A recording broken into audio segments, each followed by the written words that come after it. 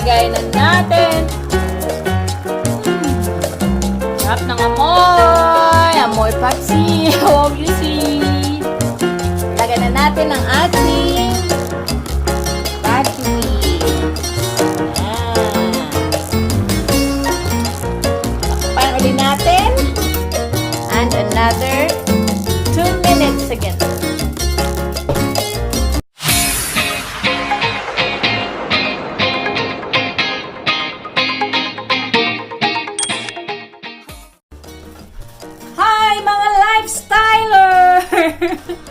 Hindi muna tayo magpapakita ngayon ng mukha. Kasi magluluto po tayo ng paksiw. Okay? So, ngayon, ito po ang mga sangkap na kakailanganin natin para sa ating tuna paksiw ala England. So, diba? Oh. So, ito po ay akin lang. Lutong mami lang to. So, kung ano man ang style nyo, bahala kayo. Basta ang style ko, eto yon. At gustong-gusto ito ng aking asawa. Kaya, tingnan na natin kung ano mga sangkap natin para sa ating tuna paksiw in England. Okay? So, meron po tayong tuna fillet. 4 na peraso po kasi 4 lang naman kami, kaya 4 lang sila. So, meron po tayong bell pepper.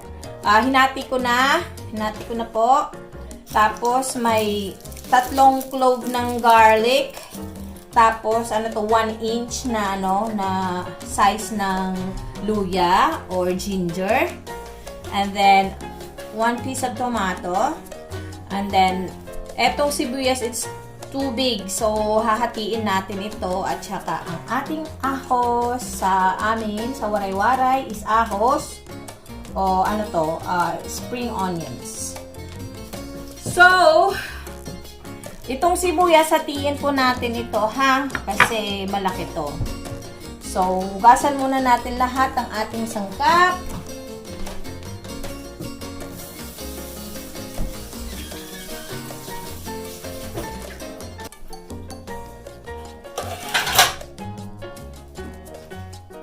Yan na po. Tabi muna natin ang ating tuna fillet. Diyan ka muna, tuna. Hindi ikaw ang starring mo. Kasi maghihiwa tayo. So, ito. Sorry, it's DJ.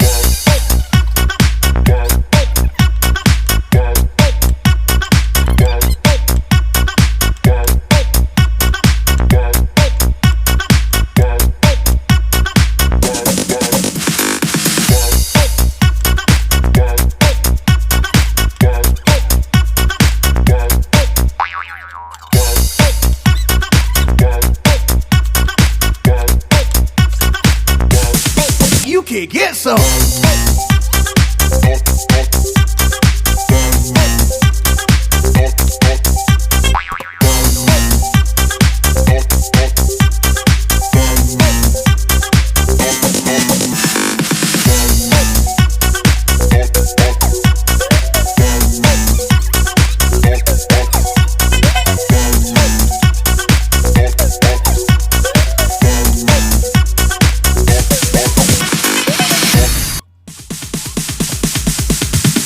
Sorry, it's DJ.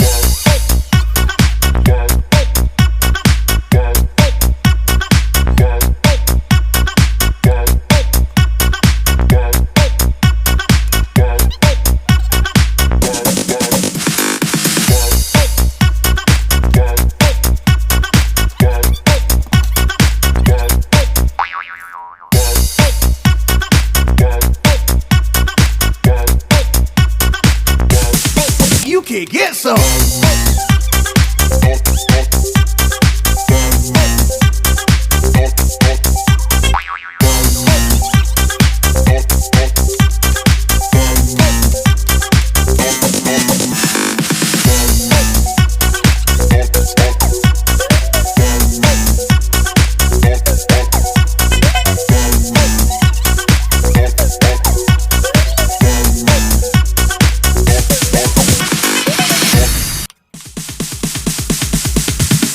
Sorry, it's DJ.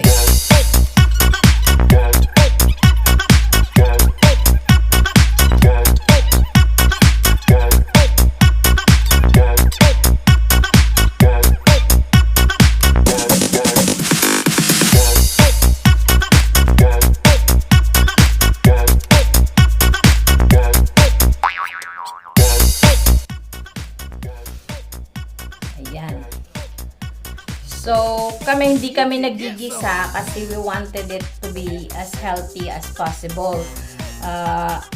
Matagal na kami hindi talaga nagmamantika, hindi kami naggigisa.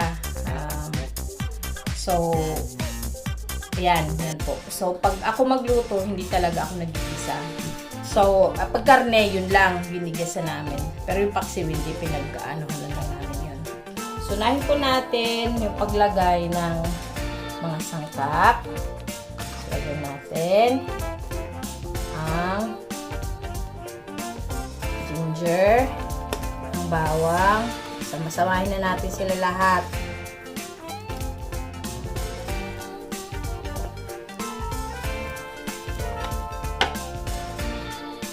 Napakahalay naman na kinakamay.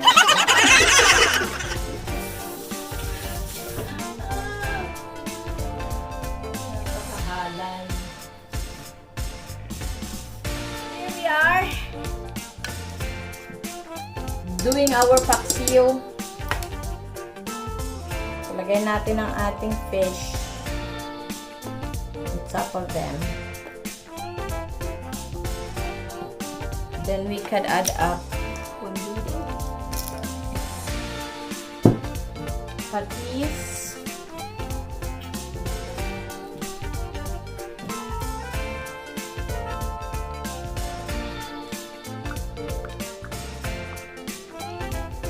one, 2 tablespoons, 3 tablespoons.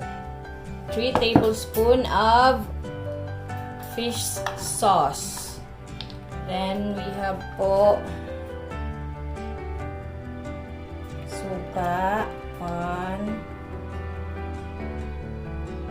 2, 3, 4.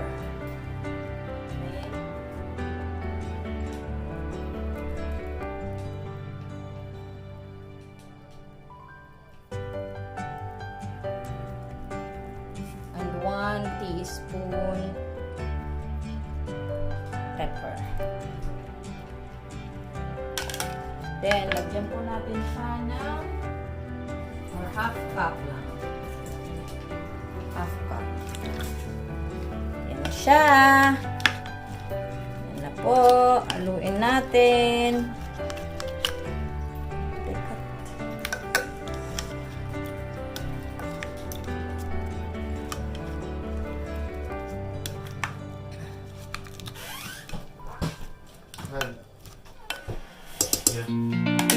Okay? Yan po ang ating tuna fish paksiw. Yay! Salang na natin! Yan po, nakasalang na ang ating paksiw. Tatakpan na natin. Isalang natin ng mga 10 minutes. 10 minutes po.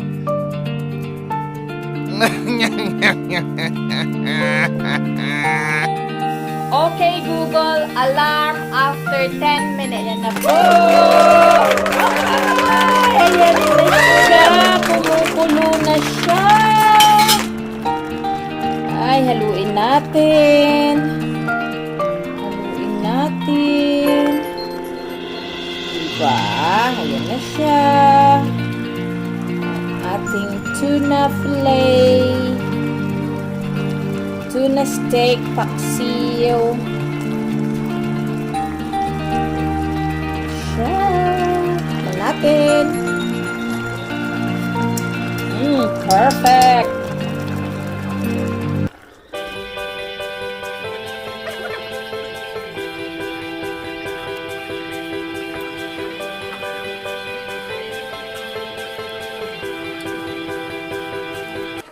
Ayan po. Ilagay na natin. Sarap ng amoy. Amoy paksiw, obviously.